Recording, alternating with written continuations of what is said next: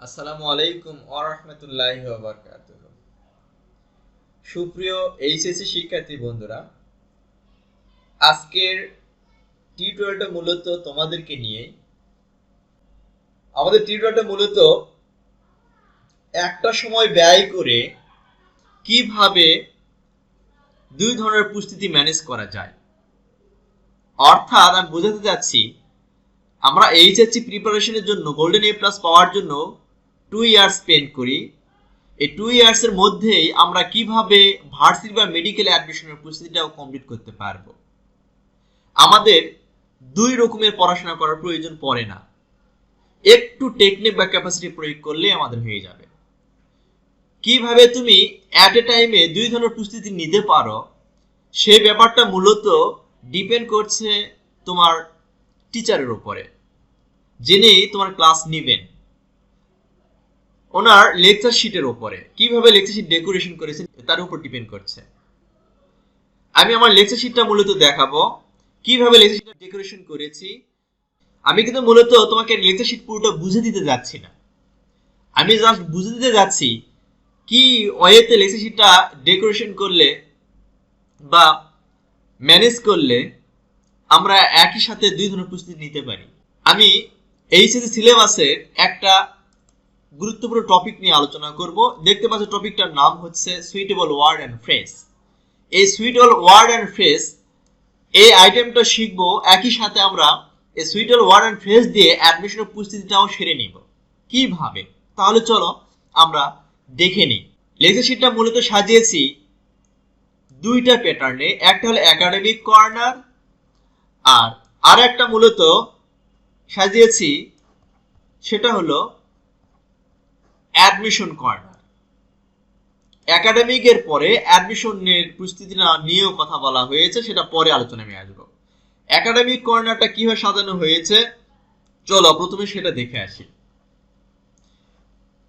তোমাদের এই suitable word and phrase এই আইটেমে সিলেবাসে উল্লেখ আছে এরকম যে তোমাদের গ্যাপ ফিলিং করতে হবে কিছু স্পেশাল ওয়ার্ড দিয়ে। দেখতে পাচ্ছ was, born, have to, has to, এই ওয়ার্ডগুলো দিয়েই মূলত তোমাকে গ্যাপ ফিলিং করতে হবে। টেবিলে কিছু ওয়ার্ড দেওয়া থাকবে, এই ওয়ার্ডগুলো মূলত টেবিলে দেওয়া থাকবে আর নিচে বাক্য দেওয়া থাকবে, সেগুলো ফিল আপ করতে হবে। যেমন দেখতে পাচ্ছ এইরকম দেয়ার, ওয়াজ বোর্ন এইরকম দেওয়া আছে এবং এটা দিয়ে এই সেন্টেন্সগুলো ফিল আপ করতে হবে। মূলত এই আইটেমটা একটু ইজি, কিন্তু আমি এই আইটেমের দ্বারা তোমাদের বুঝতে চাচ্ছি যে আমার লেকচার শিটগুলো সব লেকচার শিটগুলো একই ক্যাটাগরি। একাডেমিক কর্নারের প্রথম লেকচার 1 দিয়ে লেকচার শুরু করেছি। দেখতে পাচ্ছ এখানে হ্যাড বেটার প্রথমে আলোচনা করেছি। এখানে কিন্তু হ্যাড বেটার ছিল, দেখো হ্যাড বেটার। হ্যাড বেটারের অর্থ কি সেটা প্রথমে লিখেছি। হ্যাড বেটার কোন ক্ষেত্রে ব্যবহৃত হয় বা ইউজড হয় সেটা দেওয়া হয়েছে। স্ট্রাকচার অফ হ্যাড বেটার দেওয়া হয়েছে। এই স্ট্রাকচারটা দুই রকম হয়, একটা টেন্স বেসড, একটা হলো ভয়েস বেসড। দুই ধরনের স্ট্রাকচারই দিয়েছি। আমাদের টিচাররা মূলত কিন্তু ভয়েস বেসড বা প্যাসিভ ভয়েস বেসড স্ট্রাকচার দেন না, শুধু ওনারা যা শেখান সেটা হলো টেন্স ভিত্তিক যে স্ট্রাকচারটা। কিন্তু আমাদের ভুলে গেলে চলবে না যে একটা বাক্য দুই ধরনের বা দুই স্ট্রাকচার বেসড হয়ে থাকে। এক্সামে কোনটা আসবে আমরা নিশ্চিত নই, তার জন্য আমাদের দুটাই শেখা উচিত। তারপরে এই হ্যাড বেটার সম্পর্কে আলোচনা বা স্ট্রাকচার জানার পরে আমরা উদাহরণ সহ একটু দেখে নিব হ্যাড বেটারের আলোচনা। যেমন এখানে লেখা আছে ইউ ড্যাশ গো নাও, এটা টেন্স বেসড স্ট্রাকচার এবং এই স্ট্রাকচারের যে বাক্যটা হলো তার বাংলা মিনিংটাও এখানে দিয়ে দেওয়া হয়েছে। তার অ্যান্সারটা কি হবে, এখানে হ্যাড বেটার হবে। কিভাবে হ্যাড বেটার হলে সেটা মূলত আমাদের আলোচনার বিষয় নয় আজকে। এইভাবে প্রিভিয়াস ইয়ার্স বোর্ড কোশ্চেন যেগুলো বিভিন্ন সাল উল্লেখ করা আছে দেখতে পাচ্ছ, সেগুলো আমি উল্লেখ করেছি। অর্থাৎ হ্যাড বেটার সম্পর্কে পরিপূর্ণ কনসেপ্ট তোমার তৈরি হয়েছে এবং সেপারেটলি তুমি বোর্ড কোশ্চেনগুলো কিন্তু সলভ করতে শিখলে। এইভাবে টপিক 1 এ হ্যাড বেটার, তারপরে উড রেদার, এইভাবে আমি আলোচনা করেছি। মোটামুটি ফার্স্ট লেকচারটা এইভাবে সম্পন্ন করার পরে বিগত বোর্ড এক্সামে যে কোশ্চেনগুলো সেট করা হয়েছে সেগুলো তোমাদের জন্য হোমওয়ার্ক হিসেবে রেখে দিয়েছি। এই হোমওয়ার্কগুলো সেইগুলো যেগুলো আমরা আলোচনা করলাম এতক্ষণে, সেই 11 টপিকের উপরে। এই হোমওয়ার্কগুলো তুমি সম্পন্ন করার পরে তুমি সেগুলো রাইট হয়েছে কিনা হোমওয়ার্কগুলো দেখার জন্য তুমি চোখ রাখবে see the solution at the last page. Last পেজে তুমি দেখবে সেখানে সলিউশন দেওয়া আছে, সেগুলো তুমি মিলে দেখতে পারো। এখানে তুমি দেখতে পাচ্ছ এই সলিউশনগুলো। ঠিক এইভাবেই লেকচার 1 এর পরে লেকচার 2 সাজিয়েছি। লেকচার 2 সাজানোর পরে বা লেকচার 2 আলোচনা করার পরে কিন্তু ঠিক একইভাবে বোর্ড কোশ্চেন দেওয়া আছে, এইভাবে তুমি সলভ করতে পারো এবং তার সলিউশনটা কিন্তু একদম লাস্ট পেজে দেওয়া আছে, তুমি সেভাবে এগুলো সলভ করবে। আর দুটো লেকচার শেষে অর্থাৎ লেকচারের শেষ পর্যায়ে আমি তোমাদের দেখিয়ে দিয়েছি বিস্তারিত লেকচার নয়, শর্ট ওয়েতে কিভাবে তুমি এই টপিকটাকে কমপ্লিট করবে এক নজরে সুইটেবল ওয়ার্ড অ্যান্ড ফ্রেজ। অন্যান্য যে আইটেমগুলো আছে সেগুলো সবগুলোই এইভাবে দেওয়া আছে, এক নজরে কিভাবে তুমি সলভ করতে পারো এইরকম। ঠিক এইভাবেই মূলত তোমাদের একাডেমিক কর্নার লেকচারগুলো সম্পন্ন করেছি।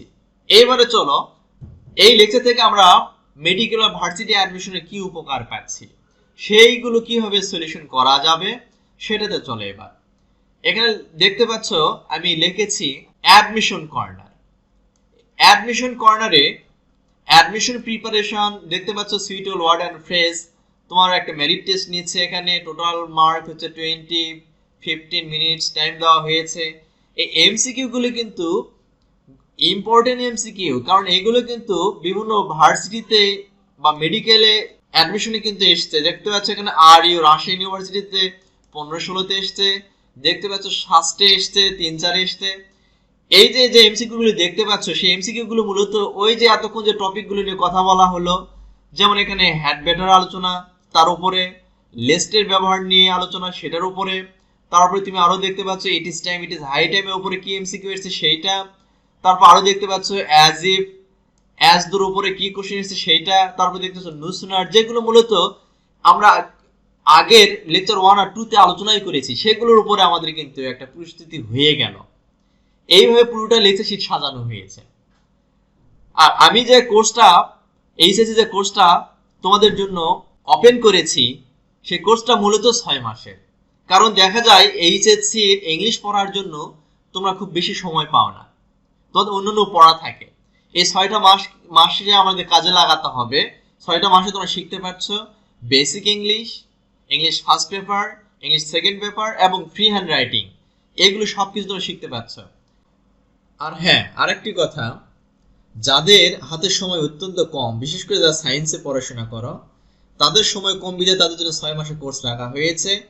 আর যাদের সময় হাতে আছে যে আমি আর্টস বা কমার্সে পড়ছি কিংবা সায়েন্স থেকে হলেও আমার ইংলিশে প্রিপারেশনটা স্ট্রং হতে হবে, তার জন্য মূলত মাসিক কোর্স, অর্থাৎ 2টা কোর্সে তোমরা ভর্তি হতে পারছো, হয় মাসিক কোর্সে না হয় 6 মাসের কোর্সে, যে কোনোটাই তুমি প্রিফার করতে পারো। আর ইংলিশ শিখতে গেলে যে শুধু রুলসের উপর নির্ভর করে শেখা যায় না, সেটা মূলত আমি গবেষণা করে ইংলিশ ফর্মুলা নিয়ে এসেছি। এই ফর্মুলা আমি পরবর্তীতে বিভিন্ন টিউটোরিয়ালে তোমাদের সাথে শেয়ার করব, আশা করি সবাই এনজয় করতে পারবে। আর মূলত এখানে দেখো কোন লোকেশনে আমি পড়াচ্ছি, নতুন লোকেশন বা নতুন ক্যাম্পাস নিয়েছি, সেটা হলো মূলত আমার ক্যাম্পাসটা বগুড়া মহুয়া ভিলা মুজিবুর রহমান মহিলা কলেজের সামনে রেস্ট হাউসের সাথে বৃন্দাবনপাড়া, এখানে একটা ক্যাম্পাস। আর একটা ক্যাম্পাস হচ্ছে পলাশ ক্লিনিক সংলগ্ন কাটনাপাড়া বগুড়া। তোমরা আমার ইউটিউব চ্যানেলে লেগে থাকতে পারো, সেখানে মূলত আমি অনেক টিউটোরিয়াল দেবো, সেগুলি থেকে অনেক লাভবান হবে। দেখি তোমাদের যদি কিছু না কিছু উপকার করতে পারি কিনা। আমার ইউটিউব চ্যানেলের নাম রিপন্স ইংলিশ। আশা করি তোমরা মোটামুটি বুঝতে পেরেছো। আর যদি কোনো প্রশ্ন থাকে অবশ্যই কমেন্টে জানাবে। আজকে এটুকুই, সবাই ভালো থাকবে। আসসালামু আলাইকুম ওয়া রাহমাতুল্লাহ।